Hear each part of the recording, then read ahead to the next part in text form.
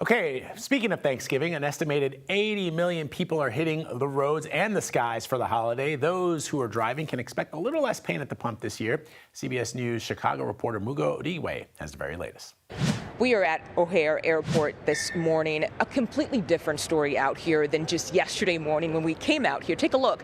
That Wednesday Thanksgiving travel rush, we are seeing that already. In fact, several times already at the TSA pre-checkpoint, we've actually seen a long line out there. So it's busy out here. But we also know, according to AAA, that more people plan to drive than fly this Thanksgiving, which is why gas stations and, of course, the roads will likely be packed for the next few days.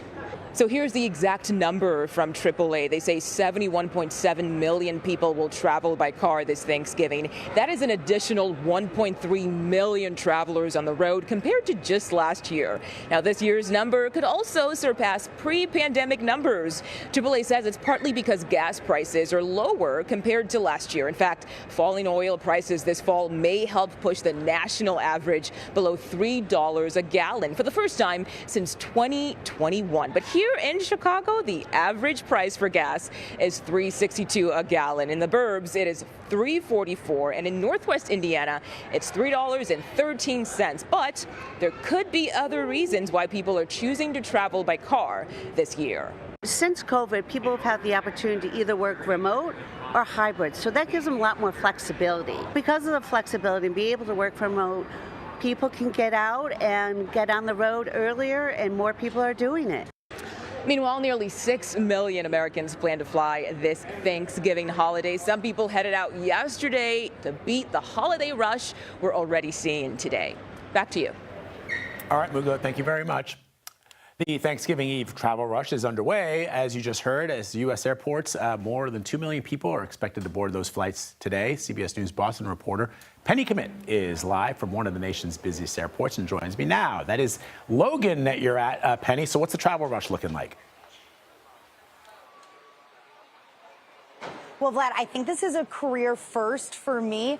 Most of the people I've spoken to today are in high spirits. That is normally not the case the Wednesday before Thanksgiving, but that's because things are moving very smoothly. We were also expecting some wintry weather that has delayed, which is some great news for travelers here in Boston. Most of that snow is going to come tomorrow, and it's going to be a little further north. So while, of course, that could still have an impact, especially people driving to the airport, it doesn't look like it's impacting flights whatsoever today. Very few cancellations and delays. So some good, happy spirits here at Logan Airport. Again, not normally what I'm saying the day before Thanksgiving. This is notoriously one of the busiest travel days of the entire year. TSA is expecting that nearly 3 million people will still be screened today, but looks like they are fully staffed, along with the airport's things running very smoothly. And don't just take my word for it. I spoke with a Harvard graduate student. She's studying physics, so a very impressive person and a very impressive traveler. She was smart. She got here very early this morning,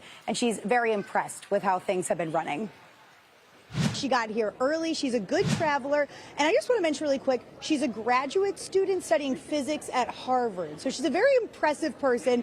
Deja, where are we going today? I'm going back home to San Juan, Puerto Rico. And what are we doing there, and how are we feeling about the travel? I am just visiting my family. So I'm originally from Puerto Rico. Just jumped ship to go study grad school here. So I'm just excited to see my family, eat the Christmas/holiday foods in Puerto Rico, which are better.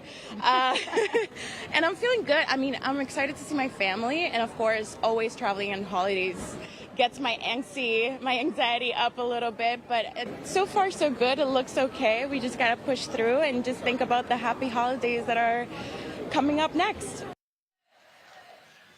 And, you know, Deja tells me, of course, she would have liked to have flown out earlier in the week, missed a little bit of the rush today. But as she said, quote, adulting is hard, and she had to work up until this morning. Now, when it comes for flight delays and cancellations, we are seeing a fair amount today nationwide. There's about 600 cancellations and over 10,000 delays. So if you are packing up right now, heading to the airport, just be sure that you double check those flights. Vlad? All right, Penny, great to have you. Thank you very much. Keep us updated. Let's bring in CBS News Philadelphia meteorologist Grant Gilmore with another look at the national forecast. Hey, Grant. Hey, Vlad, big travel day across the entire country today. In fact, most of the country has got good weather to travel, but there is a system that we're tracking across the central United States, really moving out of the Rockies and the Plain states, that is going to cause more of an issue as we go into Thanksgiving itself. There you see the rain that will transition up to the east and then eventually into the northeast as it moves out of the Ohio Valley and into the mid-Atlantic and northeast as we go into Thanksgiving. It will be a very wet start to our Thanksgiving day as we go through tomorrow morning, and then by midday tomorrow, things begin to improve. Let me show you the forecast as we go through the next 36 hours or so. We'll start off today. You got that low pressure system moving in out of Oklahoma, snow to the north. We'll see that system really crank up as we go into tomorrow morning. You see some snow over portions of northern Pennsylvania to New York, Vermont, and New Hampshire. That storm system will clear the coast as we go through Thanksgiving. By Friday morning, most of the precipitation out of here, but a very cold wind on the backside will kick up the lake effect machine. We'll see some heavy snow totals just south of Buffalo up towards Erie, Pennsylvania. But the other side of that is going to be the bitterly cold air that will be diving in from the north. Let me show you the northern hemisphere, all right? We'll look at the northern hemisphere. We can zoom over here. There's our northern hemisphere. We'll get there eventually. There it is. Let me bring in our temperatures, all right? You'll see these temperatures dive in from the north, this bitter Arctic air descending into the North American and really into a good portion of North America through the weekend into early next week. That is literally Arctic air diving in from the north that will be invading most of our weekend as we head through the, well, Thanksgiving, Saturday, Sunday.